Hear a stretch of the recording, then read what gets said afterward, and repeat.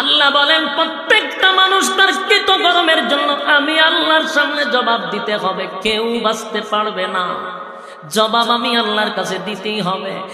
আর কিয়ামতের মাঠটা এত মারাত্মক, এত একটা ভয়ানক, সেই মাঠটা এত স্বার্থপর, কেউ কারো হবে না রে। দুনিয়াতে বিপদে পড়লে কেউ না কেউ সাহায্য করে, কিয়ামতের কাঠির ময়দানে কেউ কারো সাহায্য করবে না, কেউ কারো সাহায্য করবে না। যদি আমরা মনে করি এমক ফিরের মুরিদ হইলাম, ফির আমারে জান্নাতে নিবে, ফিরে আমারে পার করে দিবে, না না, পীর তো দূরের কথা, আমাদের নবী ছাড়া আদম থেকে লইয়া ঈসা রূহুল্লাহ পর্যন্ত কোন নবীর আর সাহস হবে না কিয়ামতের মাঠে দাঁড়াইয়া